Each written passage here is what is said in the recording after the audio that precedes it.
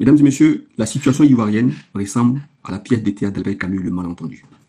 Il y a eu un premier malentendu sur Houphouët-Boigny, alors qu'en 1946, il envoie des Ivoiriens en France pour se former. 148 Ivoiriens, dont 12 femmes. Jean Konabani était parti, Bernard Dadier y faisait partie. Il y a eu 31 ce qu'on appelle les compagnons des 48, ceux qui sont partis en France avec la frégate 707. Vous savez, les Bernard Dadier, les Jean Konabani, beaucoup, les Lorion, tous ceux-là qui sont partis en France pour se former. Houphouët-Boigny avait tous ceux-là.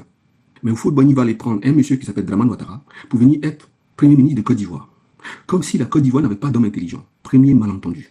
Et la Côte d'Ivoire, vous allez voir, en 95, il y a eu des arrangements bizarres. Enfin, je ne vais pas vous refaire l'histoire de la Côte d'Ivoire, vous la connaissez mieux que moi. Deuxième chose, un fils de Côte d'Ivoire, Guillaume Soro en 2002, prend une rébellion, massacre des Ivoiriens, les déplace et les tue, notamment les mamans Dianou des Sakassou.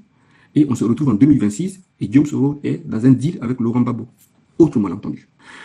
Et vous avez vu que ce qu'Albert Camus met en place ici et met en exergue ici, là où il y a des malentendus, il y a le chaos. Partout où il y a un malentendu, ça veut dire qu'il n'y a pas la vérité. Et partout où il n'y a pas la vérité, qu'il y a la combine et la magouille, partout c'est le chaos. Et le problème de la Côte d'Ivoire, ce n'est pas un problème de peur.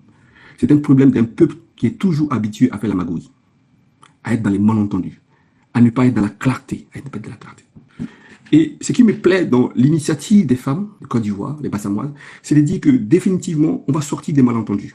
Autre malentendu que les femmes, le premier malentendu que les femmes de Côte d'Ivoire voulaient régler, deux malentendus, je ne commençais pas, le premier, c'est la constitution, un pays comme la Côte d'Ivoire, qui a eu les CROU, où les CROU pratiquent la démocratie semi-directe, qui a eu les lobbies, où les lobbies pratiquent la pleine démocratie, ont décidé de ne pas s'inspirer des CROU, alors que Memel Fauté a montré que les délibérations collectives étaient propres à des peuples de Côte d'Ivoire. Moi, je suis en train de lire Memel Fauté actuellement, hein, donc ne vous inquiétez pas, donc j'ai le soutien de Memel Fauté intellectuellement, donc je suis très fier de parler de Memel Fauté. Memel Fauté l'a montré. Donc, et Houphouët-Boigny et les différents leaders africains ne vont pas s'inspirer des peuples de Côte d'Ivoire, ils vont aller prendre le modèle français pour venir calquer en Afrique, comme si les Africains ne pouvaient commencer à exister que par la France, que par le modèle constitutionnel français, alors que les CROU ont pratiqué la démocratie semi-directe qui était meilleure que le gouvernement représentatif de la France. Premier malentendu.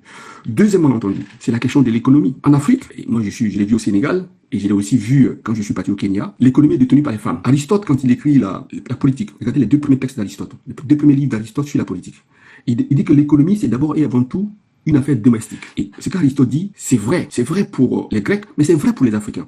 Même en Côte d'Ivoire aujourd'hui, ce sont les mamans de Côte d'Ivoire qui vendent au marché, qui vendent la loco, qui vendent les bananes, et qui très souvent, pendant que le mari est au champ, c'est elles qui vont pouvoir vendre, ou c'est le mari pour pouvoir nourrir l'enfant et lui payer les études.